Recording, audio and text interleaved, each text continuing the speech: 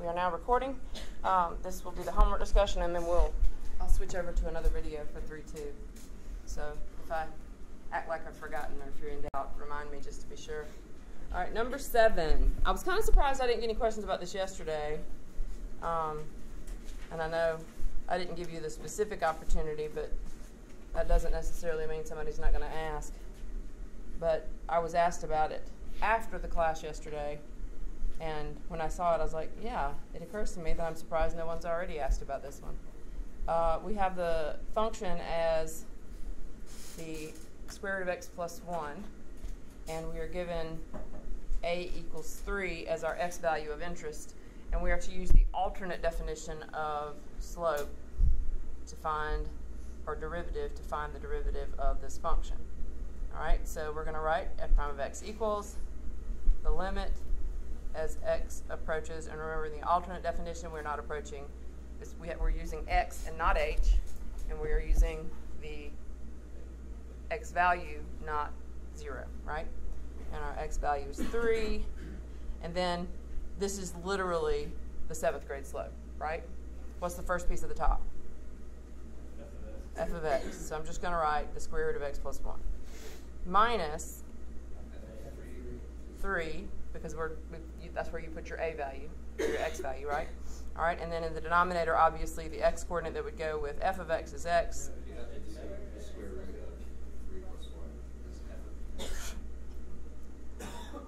What is wrong with me? It's me and this board.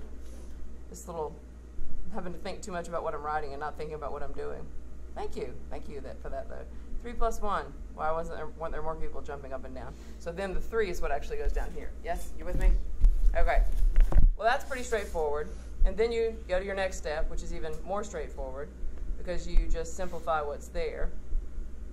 And I'm going to guess you wrote this step and said, okay, now what? All right, because you end up with the square root of x plus 1 minus the square root of 4, which happens to be 2, over x minus 3. So far, so good? All right. Why can't I not substitute 3? Because we still have a 0 in the denominator, right? Just like we did with h. So it's the same. The object of the game is the same. I want to figure out a way to get rid of that. Well, instead of fixating on the fact that you want to get rid of the denominator, look at what the problem is in the top as far as not having something to cancel with, all right? Clearly, I need a factor of x minus 3 in the numerator that I do not currently have. Agreed? All right, well, when I look at the top, what is the thing that bothers you the most? The square root. So let's get rid of that square root, and here's your trick. And this is something you theoretically should know, but you probably, based on where you've come from Algebra 2 and the way we did pre-cal and the opportunities to understand this, didn't show up very often, but it's a pretty cool trick. If you ever want to get rid of a square root, here it is. You multiply by the conjugate. And that would be the same thing, but with a different sign. Since we have a minus there, our conjugate will have a plus there. Okay? And I'll show you in a minute why that works. So let's go ahead and what am I doing? Talking, not paying attention to what I'm doing. So obviously, I can only multiply by 1, which would be the same thing top and bottom, right? Okay. Now what's about to happen, and I'm going to write this in a different color to emphasize that this is what we're doing here. If I think of this as my a minus b, this being the square root of x plus 1 minus 2, where a is the square root of x plus 1 and b is 2, then I've just multiplied by a plus b. What happens when I multiply those two? I get a squared minus b squared. So let me go back to my pink color now. And we're going to do what we get. So when I do the square root of x plus 1 times the square root of x plus 1, I get x plus 1. So now I've got the limit as x approaches 3 of x plus 1. And then I have 2 times 2.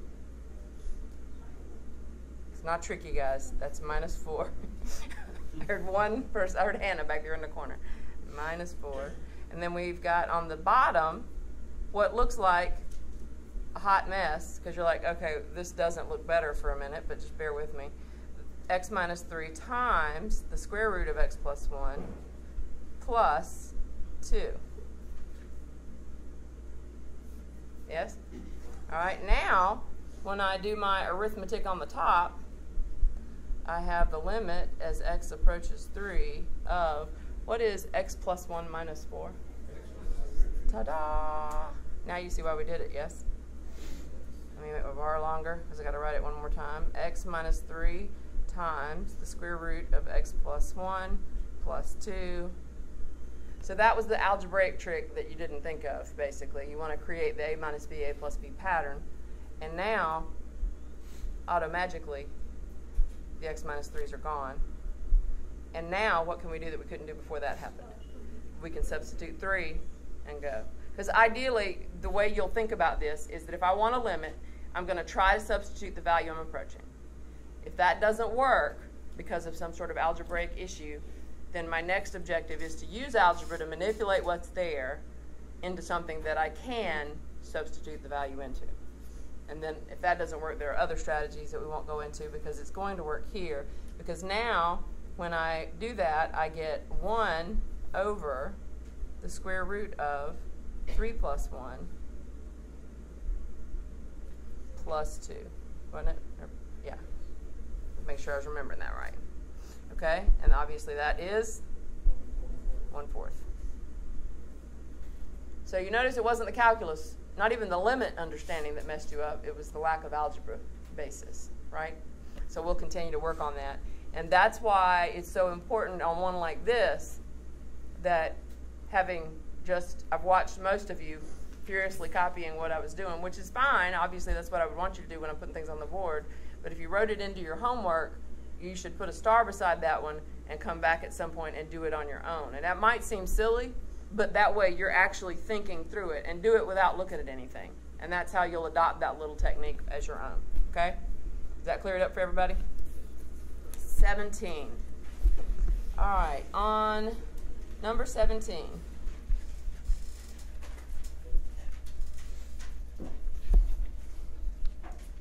It says if f of 2 equals 3 and f prime of 2 equals 5, find an equation of the tangent line and the normal line to the graph of y equals f of x at the point where x equals 2. Okay. Well, what is this little ditty right here? Let me switch a color and do some circling. What is this little expression / equation actually? What does that tell me? That's a point. 2, 3. Yes? And what do I need to know to write the equation of any line? Slope and a point? Okay, so that's my point. Check. What's this over here? Slope. So this implies that m equals 5. Yes?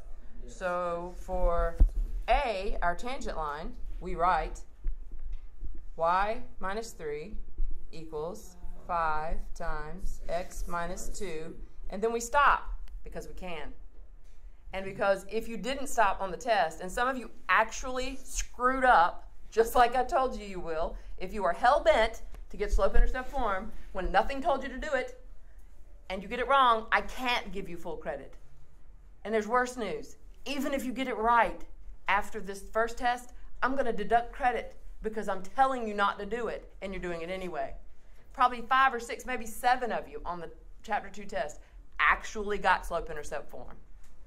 So you didn't think the test was hard enough? You didn't think there was enough work there, so you wanted to make up crap to do?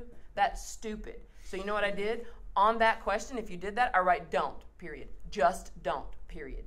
Don't do it again, because if you do it again, I'm going to take off partial credit because it's stupid. It is stupid to do more work than you need to do. It is stupid to do a problem in 18 steps when we can do it in 4. Yes? Okay? That's really important to know if you want to be a good mathematician. Mathematicians are lazy. We like shortcuts. We like to get things done as quickly as we can, but we want to be concise and include all of the necessary information without including crap that nobody wants to see. Okay? There's my rant on writing equations of lines. Well, if I've done that one, this one should be stupid easy. Why? Because it's the normal line. So all I have to do is take that 5 and manipulate it how? Invert it and make it negative. And I'm done with 17. All right. 26.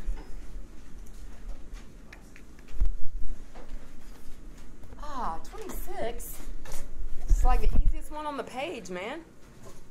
Okay. The graph of a function is shown. It's made of line segments joined end to end. Now, I don't know why they felt compelled to put that in words when the picture was self-evident, but they did, okay? All right. So our job here is to graph the function's derivative. All right? Well, let's take a little moment and contemplate the meaning of that prompt. What is a derivative? The slope. The slope. And typically is probably not a strong enough word, but typically when you see the word derivative, you're not going to be dealing with straight lines. Why? Because we know lots of algebra that we can use, and our knowledge of lines, we don't need anything fancy to figure out what the slope of a line is. Agreed? Okay. So this is not typical, but they made it stupid simple to make a point. Okay? Now, if this function was written out for you as f of x equals, how would it have to be written? As a piecewise. This would have to be written in pieces. You cannot write a function that gives you this picture without writing it in pieces. Okay? So, that means that our slope will be a piecewise definition. So we're going to actually write it out to reinforce the idea here that if I ever have to take the slope, I have to find the derivative of a piecewise function, and I'm using slope here predominantly just because these are segments, line segments. If I have to do that, then it's smart to write it this way. And if sometimes you'll just be told to find the derivative of a piecewise function, and this is the proper notation. So you write f prime of x equals, just like you always do, and then you set up your braces. We have 1, 2, 3, 4. So you're going to need a long brace there because you got 4 pieces. All right? Well, we don't care about the equation of the line because our job is to figure out the derivative, right? So that means that I need to know the what of that first segment? The slope, all right?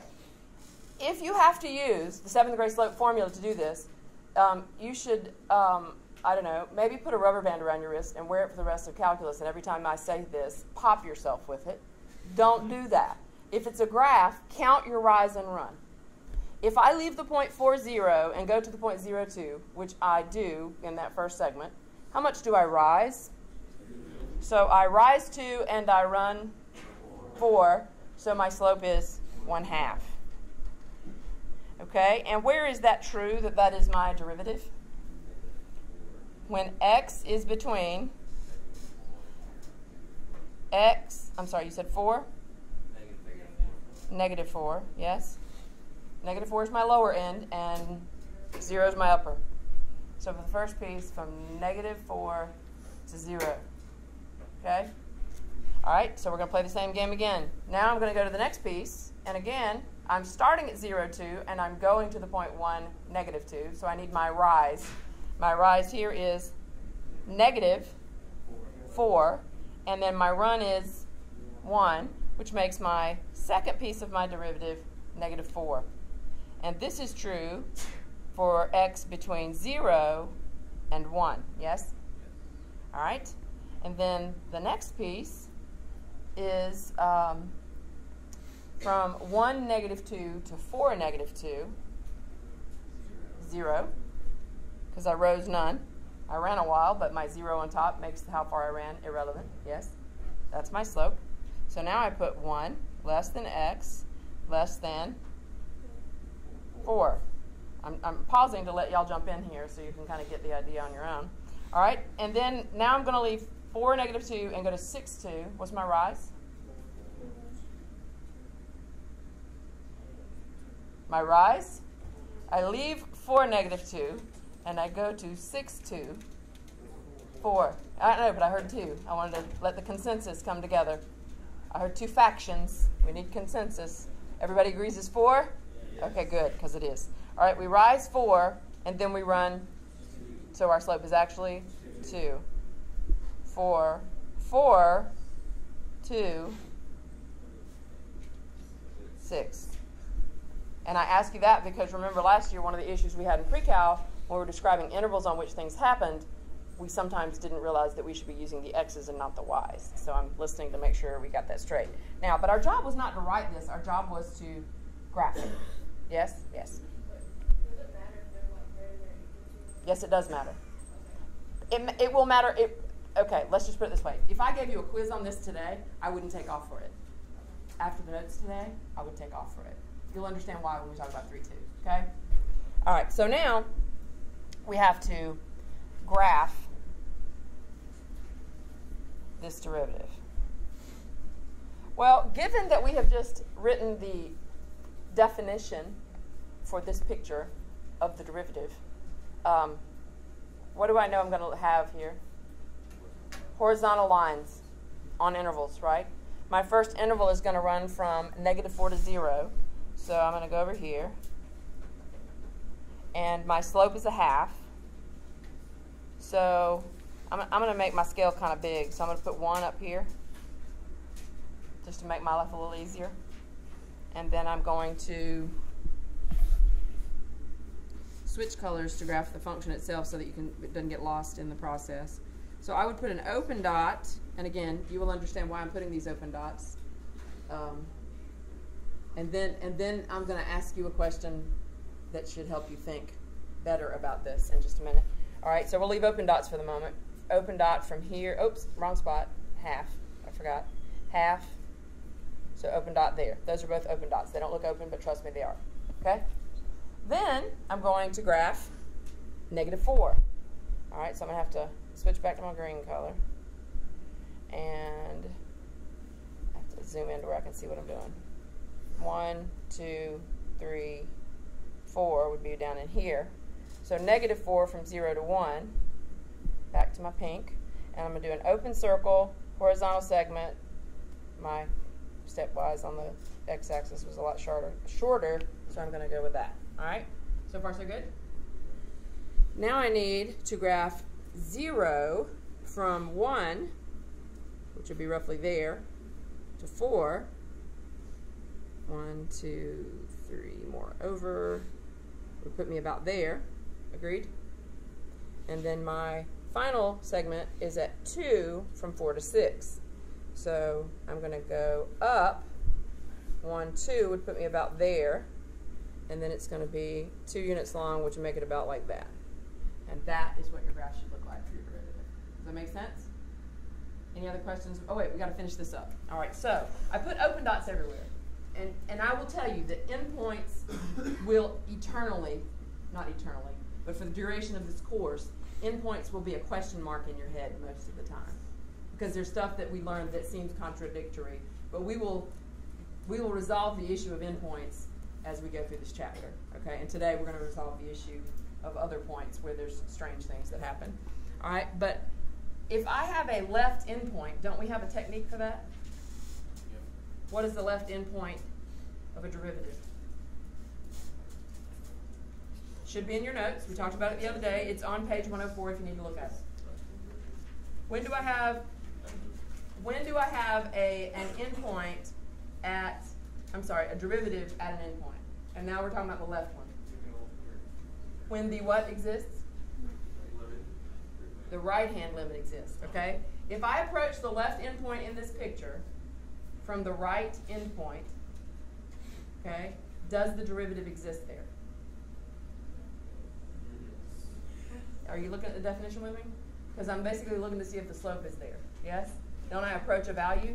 So then, in fact, it's 1/2, yes? So what should that do to our picture? We should actually close that left endpoint because the derivative exists there. How about the right endpoint? Yes, because? Right, because I have a left-hand limit there, right? I have a left-hand limit and what is this? I'm going to read this to you and you're going to tell me what it is, or I'm going to cry. The limit as h approaches 0 from the left of f of b plus h minus f of b over h. What is that? The derivative. Yes? Which is the slope, and definitely I have it if it's linear. So what should I do to my picture? Close the far right endpoint. And when I say far right endpoint, because the way we've drawn this, now we have little endpoints everywhere. But in between, we're going to leave those open. Because we have nothing that tells us that they should be closed at one point or the other. Yes? Does that also mean to change the star sign of something with these slides? Yes. Yes, you should. And that wasn't part of our answer, but yes, that's a good point. So, and I left the endpoints off intentionally, because of the fact that it's harder for you right now to think about the fact that in this picture, the points where all those little segments connect aren't endpoints, but they're not, right? Because they're interior to the function definition. Does that make sense? All right, so what would I do to my definition to update it to what we just did? I put an or equal to up there at the top on that first interval, and in the last spot down at the bottom, right? Okay. And that takes care of the homework discussion? Nothing else? All right, so we're going to stop this video.